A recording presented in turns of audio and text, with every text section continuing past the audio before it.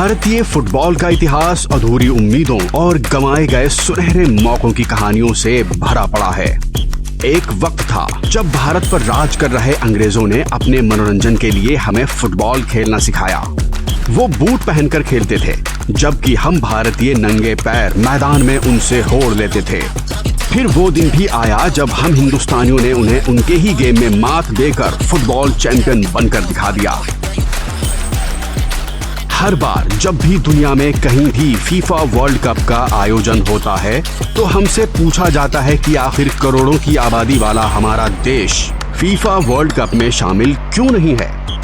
इतिहास के पन्ने पलटें तो इसका जवाब सहज सामने आता है। जब भारत को 1950 फीफा वर्ल्ड कप का सीधा टिकट मिल गया था। भारतीय टीम को बाकायदा ऑफिशियल ड्रॉ में इटली, स्वीडन और पैराग्वे के साथ ग्रुप 3 में जगह भी मिल गई थी। टीम भी तैयार थी, लेकिन उस वक्त की सरकार की प्रायोरिटी लिस्ट में फीफा वर्ल्ड कप शामिल ही नहीं था। सरकारी उपेक्षा के कारण भारतीय टीम 28 जून 1950 को अपना पहला फीफा वर्ल्ड कप मैच खेलने के लिए ब्राजील के मैदान पर उतर ही नहीं सकी। आजादी मिलने के बाद से ही सरकारों ने फुटबॉल सहित तमाम स्पोर्ट्स को हाशिए पर धकेल दिया। इंटरनेशनल टूर्नामेंट्स केवल विदेश यात्रा और मौज मस्ती के मौके बनकर रह गए और सरकारी लापरवाही, अंदरूनी राजनीति, भेदभाव और भाई भतीजावाद ने फुटबॉल सहित तमाम स्पोर्ट्स को मात्र खानापुरी में बदल कर रख दिया।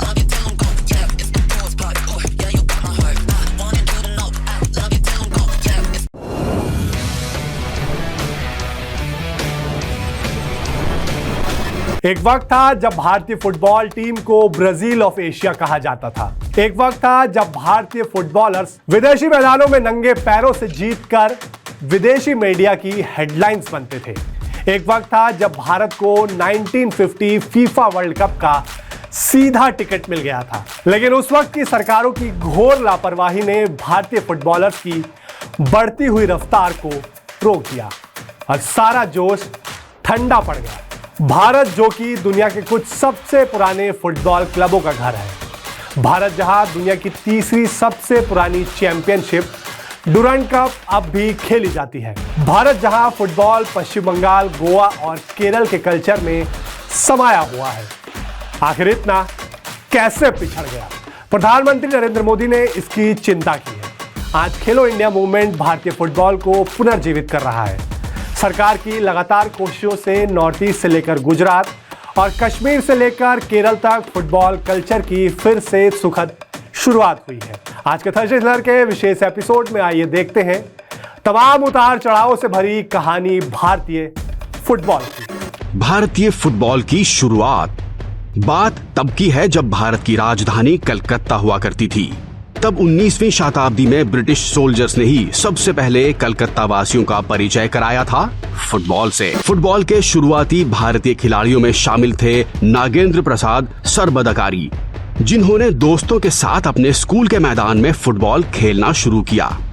भारत में फुटबॉल को लोकप्रिय बनाने और भारतीय खिलाड़ियों की नई नई टीम्स बनाने में उन्होंने अद्भुत योगदान दिया और आज हम उन्हें फादर ऑफ इंडियन फुटबॉल की कृतज्ञता के साथ याद करते हैं। भारत की पहली फुटबॉल प्रतियोगिता की शुरुआत 1888 में सर मॉर्टिमर ड्यूरंड ने शिमला में की, जो बाद में ड्यूरंड कप के नाम से दुनिया भर में मशहूर हो गई। 1889 को बंगाल में मोहन बागान एथलेटिक क्लब की स्थापना की गई। मोहन बागान भारत का सबसे पुराना फुटबॉल क्लब है और आज भी सक्रिय है। मोहम्मडन स्पोर्टिंग क्लब की स्थापना 1891 में हुई। इसी दौरान ग्लैडस्टोन कप, ट्रेड्स कप और कूच बिहार ट्रॉफी जैसे टूर्नामेंट भी शुरू हुए। 1893 को कलकत्ता में इंडियन फुटबॉल एसोसिएशन की स्थापना की गई। इसी के साथ आईएफए शील्ड की शुरुआत भी हुई, जो कि दुनिया की चौथी सबसे पुरानी फुटबॉल ट्रॉफी है। तत्कालीन ब्रिटिश भारत की राजधानी कलकत्ता जल्द ही भारतीय फुटबॉल का सेंटर बन गया। खास बात ये, भारत में फुटबॉल के आगमन के बाद से ही ब्रिटिश फुटबॉलर्स शूज पहनकर मैदान में उतरते थे, जबकि भारतीय खिलाड़ी पैरों में कपड़े की पट्टियां बांधकर या नंगे पैर ही फुटबॉल खेलते थे। नंगे पैरों वाले फुटबॉल के बाजीगर। फिर आई तारीख 29 जुलाई 1911, जब खेलों के तब तक के इतिहास में भारत को सबसे बड़ी विजय मिली। मोहन बागान टीम के नंगे पैरों से फुटबॉल खेलने वाले खिलाड़ियों ने ब्रिटिश आर्मी के ईस्ट यॉर्कशायर रेजिमेंट टीम को जबरदस्त शिकस्त दे दी। मैच के अंतिम 5 मिनट में 2 गोल दागकर मोहन बागान ने इंडियन फुटबॉल एसोसिएशन यानी IFA की शील्ड उठा ली।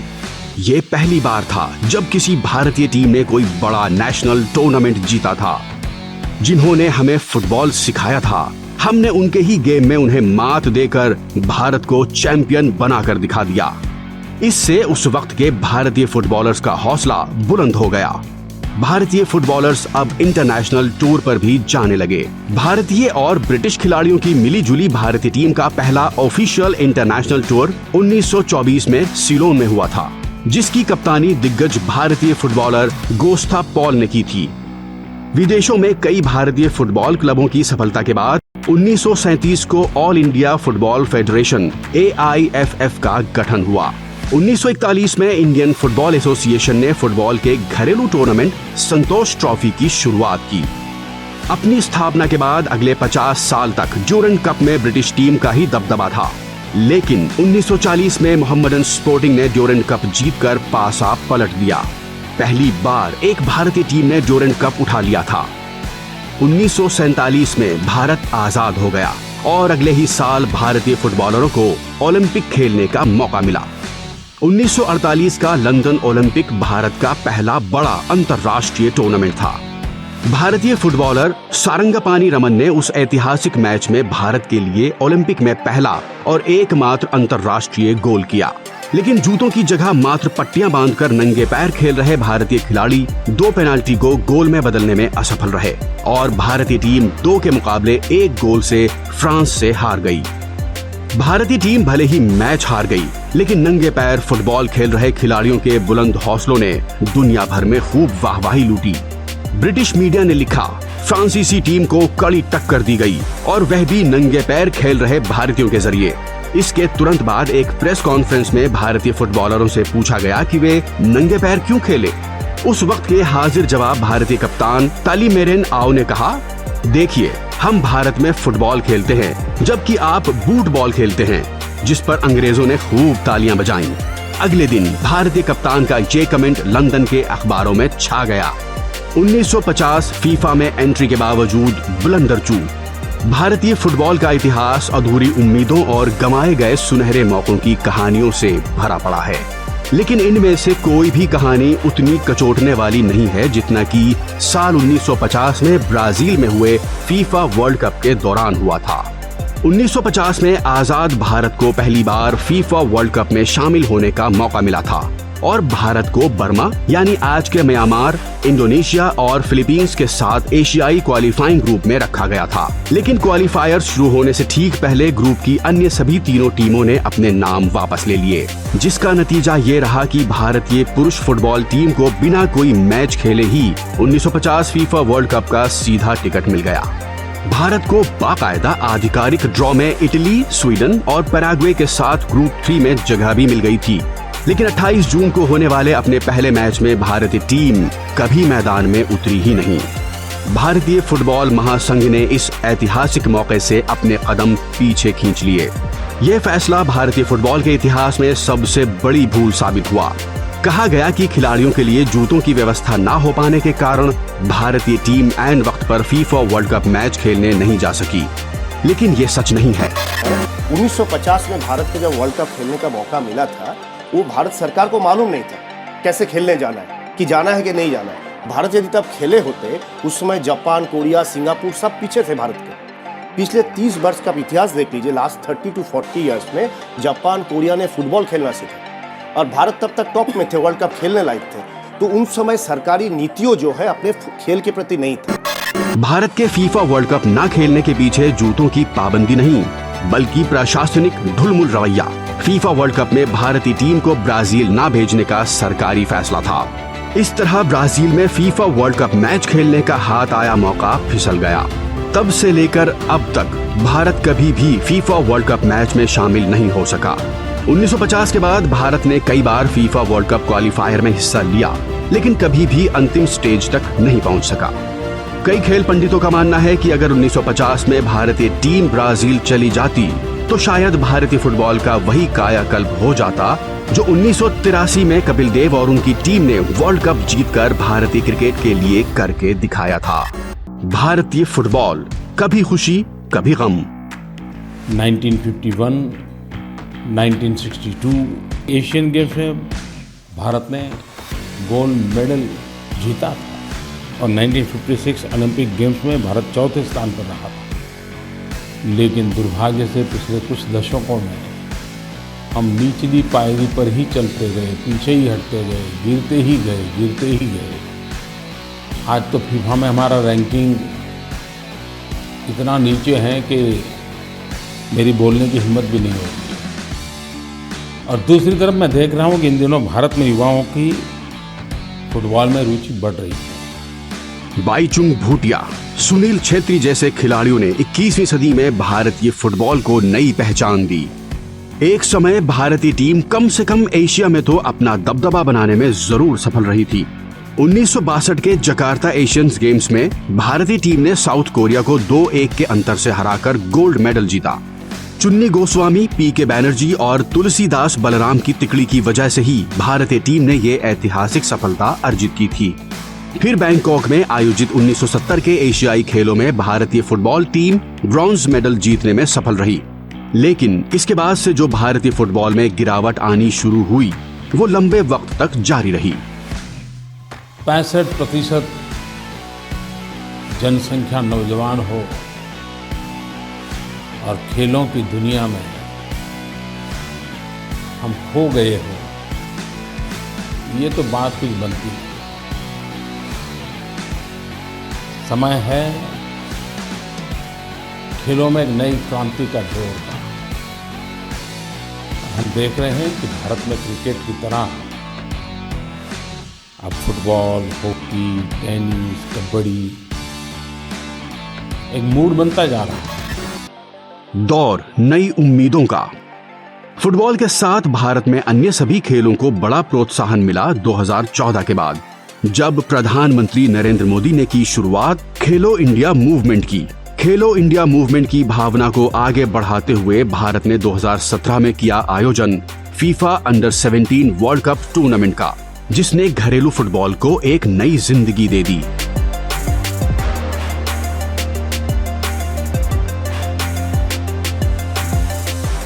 2022 में अंडर 17 महिला फुटबॉल विश्व कप के सफल आयोजन के साथ देश में बेटियों को एक नई प्रेरणा मिली और महिला फुटबॉल का सिनेरियो ही बदल गया। 2 साल पहले मैं शहडोल गया था, वहाँ के फुटबॉल प्लेयर से मिला था। पॉडकास्ट के दौरान एक सवाल के उत्तर में मैंने शहडोल के फुटबॉल खिलाड़ियों का भी जिक्र किया था। यही बात जर्मनी के फुटबॉल खिलाड़ी और कोच डिटमार बायर्सडॉर्फर ने भी सुनी। शहडोल के युवा फुटबॉल खिलाड़ियों की लाइफ जर्नी ने उन्हें बहुत प्रभावित और प्रेरित किया। सही में किसी ने कल्पना भी नहीं की थी कि वहां के प्रतिभाशाली फुटबॉल खिलाड़ी दूसरे देशों का ध्यान अपनी ओर आकर्षित करेंगे। अब जर्मनी के इस कोच ने शहडोल के कुछ खिलाड़ियों को जर्मनी की एक एकेडमी में ट्रेनिंग देने की पेशकश की है। इसके बाद मध्य प्रदेश की सरकार ने भी उनसे संपर्क किया है। जल्द ही शहडोल के हमारे कुछ युवा साथी ट्रेनिंग कोर्स के लिए जर्मनी जाएंगे। मुझे यह देखकर भी बहुत आनंद आता है कि भारत में फुटबॉल की लोकप्रियता निरंतर बढ़ रही है।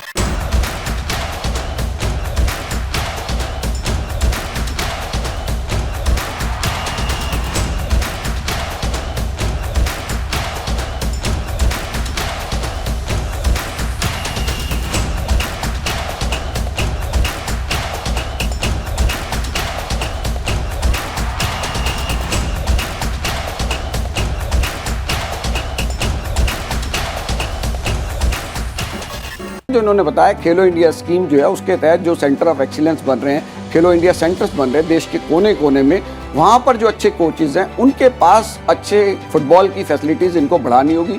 AIFF को देखना होगा कि कितने खेलो इंडिया सेंटर्स में फुटबॉल की ट्रेनिंग चल रही है और फुटबॉल को किस तरह से दिया जा रहा है। ये लोग अच्छे कोचेज प्रोवाइड करा सकते हैं, सजेस्ट कर सकते हैं। भारतीय फुटबॉल का उदय। भारत के पास बाईचुंग भूटिया, IM विजय और जो पॉल एंचरी जैसे कुछ प्रतिभाशाली खिलाड़ी होने के बावजूद 2014 से पहले भारत आधुनिक खेल की तकनीकी जरूरतों को पूरा नहीं कर सका।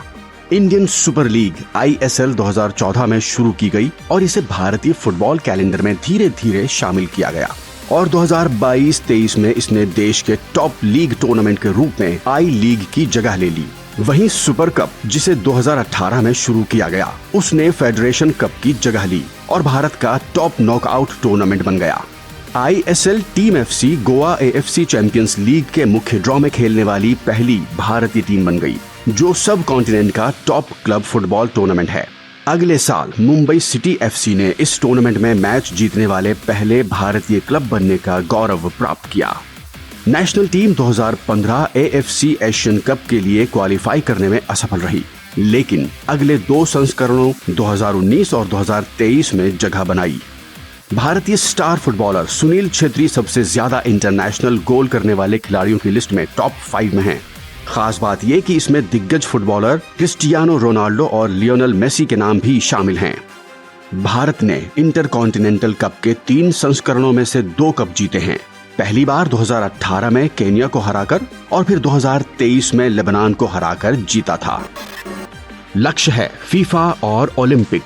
फीफा वर्ल्ड कप की ट्रॉफी जब भी भारत आती है, नौजवानों को एक नए जोश से भर देती है, मानो वो हर बार हमारे जोश को आवाज देती हो।